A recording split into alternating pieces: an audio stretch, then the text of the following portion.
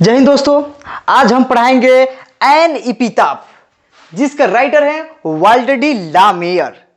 तो आप लोग जानते होंगे कि सबसे पहले हम ये स्टंजा पढ़ाने के पहले उसके हार्ड वर्ड को देख लेते हैं, ताकि ये काफी स्टंजा समझने में आसान हो जाता है। ठीक है, तो चलिए सबसे पहले हम इसके हार्ड वर्ड को देखते हैं। देखिए यहां पे लिखा हुआ है वेनिसेस।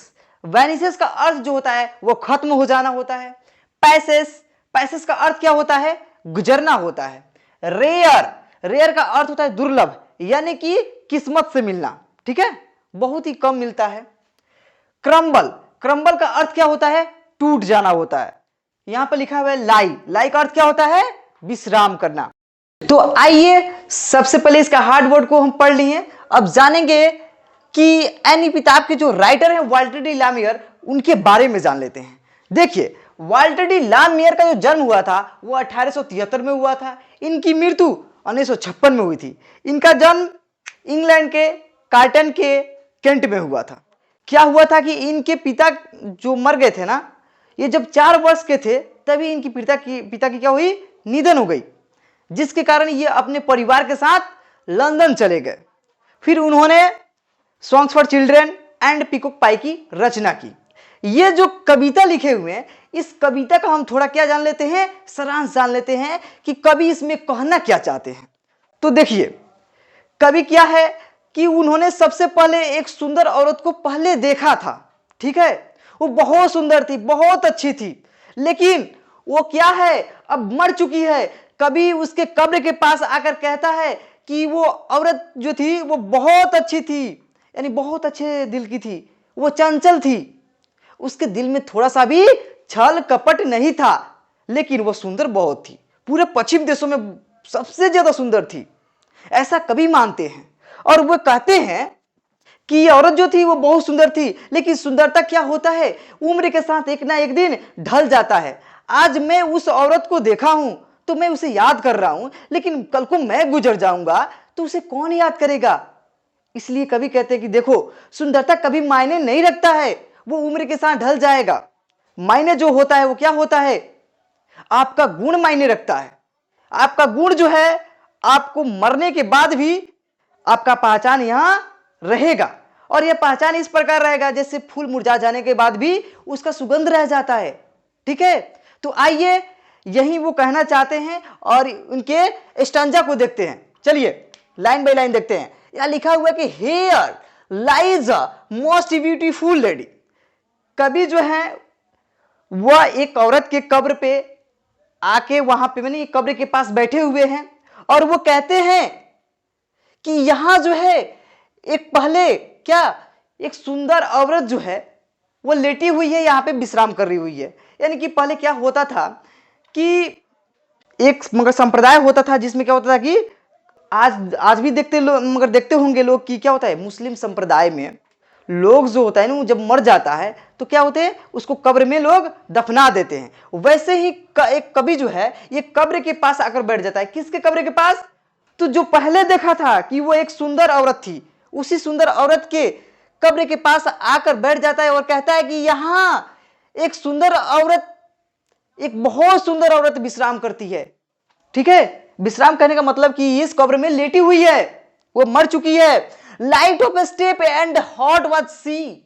कवि कहते हैं कि लाइट ऑफ ए स्टेप का क्या अर्थ होता है कि ये चंचल दिल वाली, यानी उसके दिल में कोई छल ना कपट हो। ठीक है, तो कवि कह रहे हैं कि वह जो थी वो बहुत चंचल दिल की थी, बहुत अच्छी थी, इधर उधर भटकती थी, सबसे हंसी मजाक करती थी, बहुत अच्छी थी दिल की। फिर उसके बाद कहते हैं I think she was the most beautiful lady.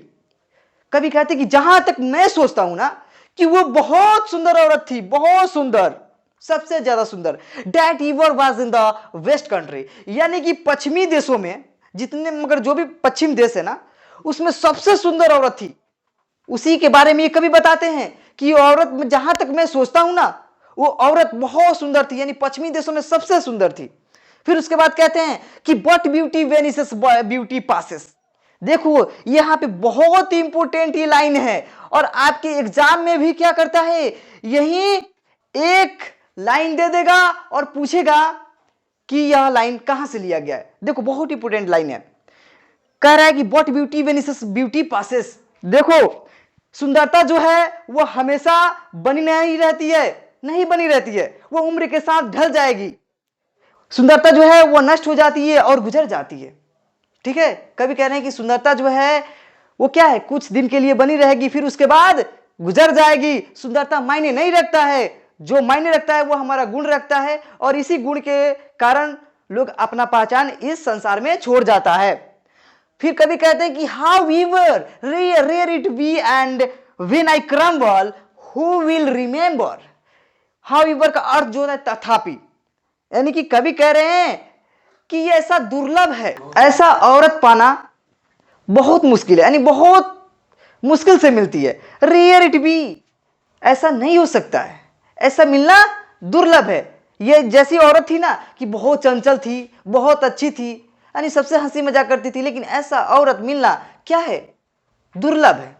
आज कोई व्यक्ति, मगर कोई भी औरत जो सुंदर होती है ना वो किसी से बोलना नहीं चाहती है, लेकिन वो औरत जो थी वो सबसे बोलती थी, सबसे हंसी मजाक करती थी, वो भेदभाव नहीं करती थी कि हम बहुत सुंदर हैं। देखो वही कभी कह रहे हैं कि देखो आज मैं उस औरत को देखा हूं, मैं उसे जानता हूं कि वो बहुत अच्छी थी, लेकिन and when I crumble who will remember, यानी कि जब मैं टूट जाऊंगा, मैं कल को अगर मर गया तो इसे कौन याद रखेगा। मैं उसे देखा हूं, मैं उसे जानता हूं, तो आज मैं उसके कब्र के पास मैं आज उसे याद कर रहा हूं, या मैं जब भी याद करूं, लेकिन अगर मैं मर जाऊं, कल को मैं मर जाऊं तो उसे कौन याद करेगा।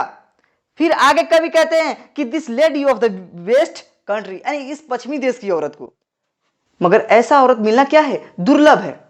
तो देखो आज मैं उसे देखा हूं तो याद कर रहा हूं, लेकिन कल को मैं मर जाऊंगा तो इस पश्चिमी देश की औरत को कौन याद करेगा। बस कभी यही बताना चाहते हैं अपने स्टंजा में।